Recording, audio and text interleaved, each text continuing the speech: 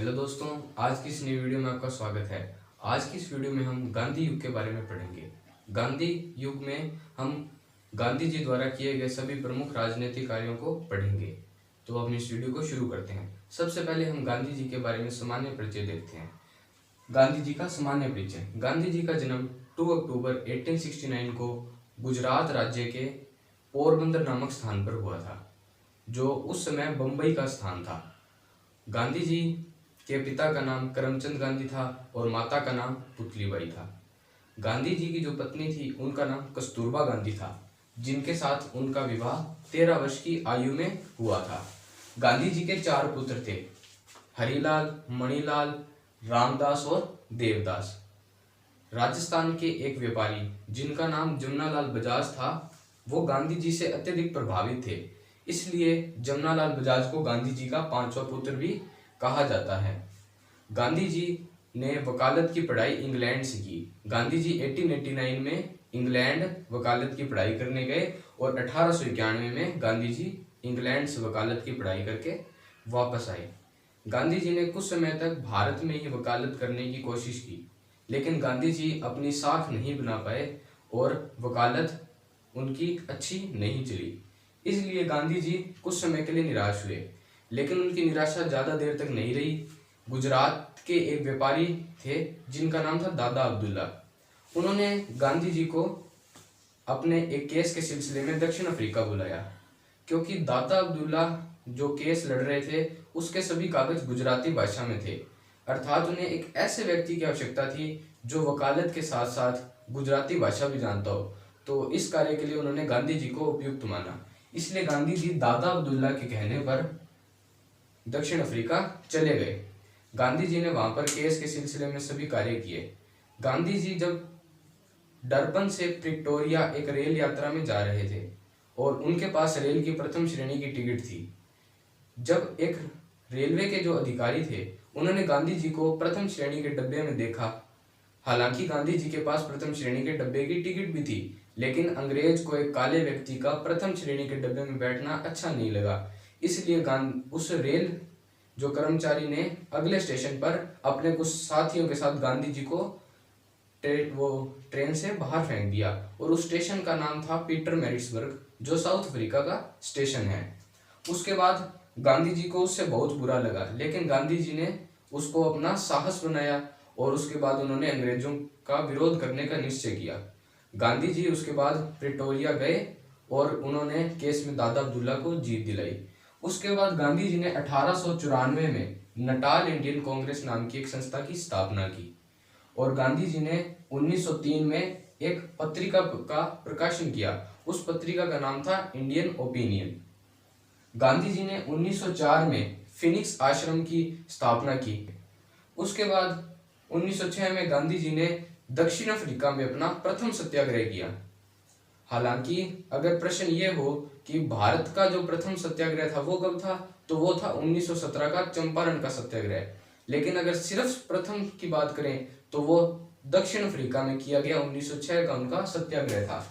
उसके बाद गांधी जी ने 1909 में अपनी एक पुस्तक जिसका नाम था हिंद स्वराज, उसकी स्थापना की।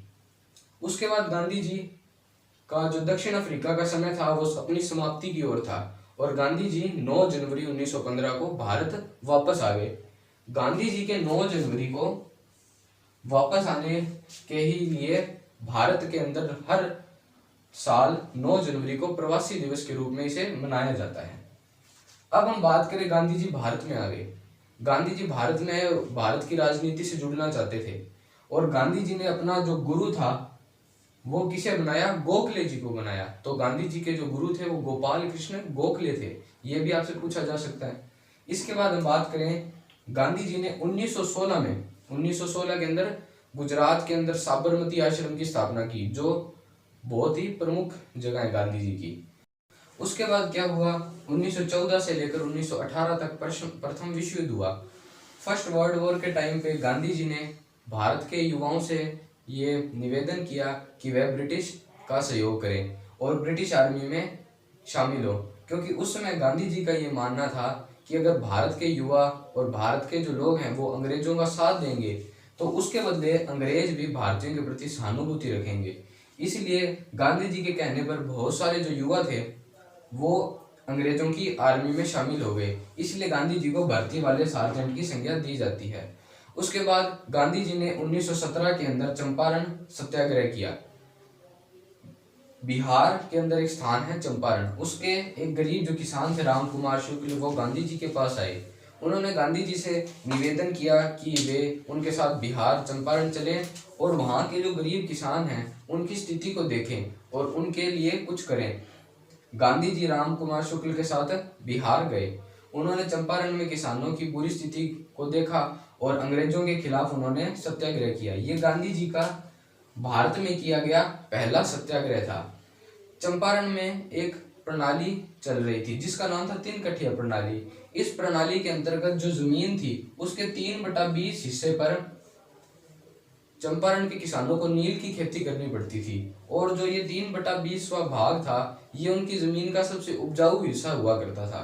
और नील की फसल की जड़ें बहुत लंबी होती है जिसके कारण वो जमीन की जो उपजाऊपन होता है उसको एकदम खत्म कर देती है।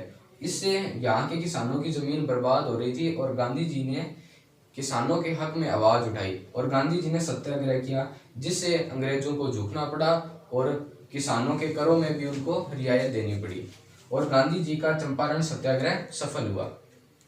उसके बाद गांधी जी ने 1918 में अहमदाबाद, ये भी गुजरात का एक स्थान है, यहाँ पर इन्होंने जो मिल मजदूर थे उनकी खराब स्थिति को लेकर वहां पर आंदोलन किया। इस समय गांधी जी ने भूख हड़ताल का उपयोग किया।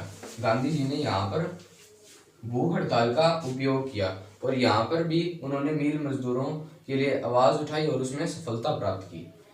और 1918 में ही गांधी जी ने खेड़ा किसान आंदोलन, खेड़ा नामक एक स्थान पर किसानों के समर्थन में आंदोलन शुरू किया और उसमें भी गांधी जी को सफलता मिली।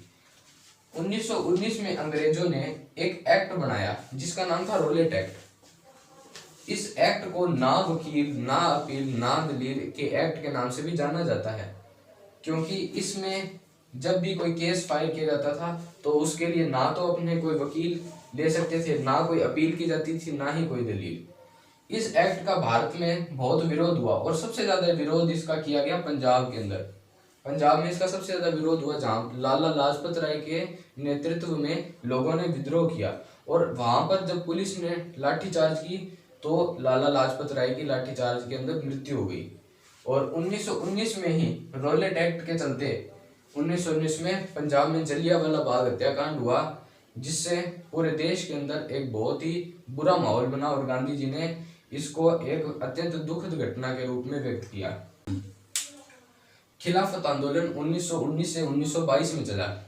प्रथम विश्व युद्ध को जीतने के बाद अंग्रेजों ने तुर्की, एक देश, वहां पर खलीफा जो पद हुआ करता था उसको समाप्त कर दिया।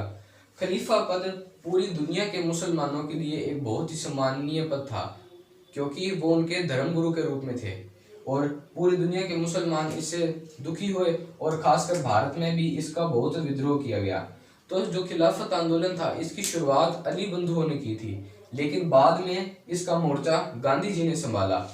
गांधी जी ने इसका मोर्चा इसलिए संभाला क्योंकि वो हिंदू मुस्लिम एकता के समर्थक थे और साथ में वो भारत के जो मुसलमान हैं उनको भारत का जो स्वतंत्रता संग्राम चल रहा था उसके साथ जोड़ना चाहते थे। इसलिए गांधी जी ने खिलाफत आंदोलन का नेतृत्व किया। असहयोग आंदोलन 1920 से 22 में चला। 1 अगस्त 1920 को गांधी जी ने इसकी शुरुआत की और 20 दिसंबर 1920 को नागपुर में जो कांग्रेस का अधिवेशन हुआ उसमें इसको समर्थन प्राप्त हुआ। इसका विरोध भी 3 व्यक्तियों ने किया, मोतीलाल नेहरू, चित्तरंजन दास और एनी बेसेंट। बाद में मोतीलाल नेहरू और चित्तरंजन दास जो थे इन्होंने इसका समर्थन किया, लेकिन एनी बेसेंट ने इसका विरोध किया। असहयोग आंदोलन के चलते ही उत्तर प्रदेश में गोरखपुर के अंदर चोरा चोरी नामक स्थान पर 5 फरवरी 1922 को एक घटना हुई जिसमें भीड़ ने वहां का जो थाना था उसके अंदर आग लगा दी, जिसके अंदर कई सिपाही और थानेदार जो थे उनकी मृत्यु हो गई, वो जिंदा जल गए। इस घटना से दुखी होकर गांधी जी ने इस आंदोलन को हिंसक होते देखा और हिंसक होने की वजह से गांधी जी ने 11 फरवरी 1922 में इस आंदोलन को समाप्त कर दिया। इस आंदोलन के समाप्त होने से सभी जो नेता थे वो दुखी हुए, सुभाष चंद्र बोस भी बहुत दुखी हुए, लेकिन गांधी जी अपने निर्णय पर अड़े रहे और उन्होंने इस आंदोलन को समाप्त कर दिया। चोरा चोरी की घटना के बाद स्वराज पार्टी का गठन किया गया। स्वराज पार्टी का गठन मार्च 1923 में उत्तर प्रदेश के इलाहाबाद नामक स्थान पर हुआ। इसका गठन मोतीलाल नेहरू एवं चित्तरंजन दास इन दो व्यक्तियों ने किया था। इसका मुख्य उद्देश्य था कि विधान परिषद के चुनाव में शामिल होकर सरकार में जुड़ा जाए और सुधार किए जाएं। इसके बाद गांधी जी और चित्तरंजन दास के मध्य एक पैक्ट हुआ जिसे गांधी दास पैक्ट के नाम से जाना जाता है और ये 1924 में हुआ था। सविनय अवज्ञा आंदोलन 1930 में गांधी जी ने अपनी जो 11 सूत्री मांग थी उसे लॉर्ड इरविन के समक्ष रखा, लेकिन लॉर्ड इरविन ने इसके ऊपर कोई प्रतिक्रिया नहीं दी। उसके बाद गांधी जी ने जो नमक की जो व्यवस्था थी कि नमक सिर्फ अंग्रेज ही बना सकते हैं, भारतीयों का उसके ऊपर अधिकार नहीं है, इस कानून को तोड़ने के लिए गांधी जी ने अपनी प्रसिद्ध यात्रा जो कि दांडी यात्रा थी वो 12 मार्च 1930 में शुरू की और 6 अप्रैल 1930 में इनकी यात्रा समाप्त हुई। यह यात्रा इन्होंने अपने 78 सहयोगियों के साथ शुरू की थी और यह यात्रा 241 मील की थी। शुरू में अपने 78 सदस्यों के साथ गांधी जी ने इस यात्रा की शुरुआत की, लेकिन बाद में दांडी जो एक स्थान है वहां तक पहुंचते पहुंचते जो इनके सहयोगी थे उनकी संख्या लाखों में पहुंच गई थी। उसके बाद गोलमेज सम्मेलन जो कि इंग्लैंड में हुए थे। गोलमेज सम्मेलन था एक गोल मेज के चारों तरफ लोगों ने बैठकर सम्मेलन किए थे, इसलिए इसे गोलमेज सम्मेलन कहा जाता है। गोलमेज सम्मेलन 3 हुए थे, 1930 में, 1931 में और 1932 में। 1930 में पहला गोलमेज सम्मेलन हुआ लंदन में जिसमें कांग्रेस ने भाग नहीं लिया, और उसके बाद दूसरा 1931 में सम्मेलन हुआ जिसमें कांग्रेस ने भाग लिया था और गांधी जी ने 1931 के गोलमेज सम्मेलन में भाग लिया, लेकिन वहां पर उनकी जो मांगे थी उनके ऊपर ज्यादा गौर नहीं की गई, इसलिए गांधी जी वहां से पुनः वापस भारत आ गए। और गांधी जी के आने के बाद 1932 में तृतीय गोलमेज सम्मेलन भी हुआ जो 1932 में हुआ। गांधी जी ने तीसरे गोलमेज सम्मेलन में भी भाग नहीं लिया क्योंकि वह दूसरे के बाद भारत में वापस आ गए थे। ये जो तीनों गोलमेज सम्मेलन थे ये जब हुए उस समय वहां के जो प्रधानमंत्री थे वो रैमजे मैकडोनल्ड थे। ये भी कई बार पूछ लिया जाता है कि उस समय प्रधानमंत्री कौन थे, तो रैमजे मैकडोनल्ड थे। इसके बाद क्या हुआ, गांधी जी ने अपना सविनय अवज्ञा आंदोलन जो था वो प्रारंभ रखा, जिसको रोकने के लिए जो इरविन थे इन्होंने गांधी जी के साथ एक समझौता कर लिया जिसे गांधी इरविन समझौता कहा जाता है। यह समझौता 15 मार्च 1931 में हुआ था जिसमें गांधी जी की कुछ मांगों को इरविन ने मान लिया। उसके बाद जो अंग्रेजों ने गोलमेज सम्मेलन किए थे इसके अंदर अंग्रेजों ने एक नियम बनाया जिसके अंदर अंग्रेजों ने जो दलित हैं उनके लिए अलग निर्वाचन के लिए सीटें बना दी जिनकी संख्या 71 थी।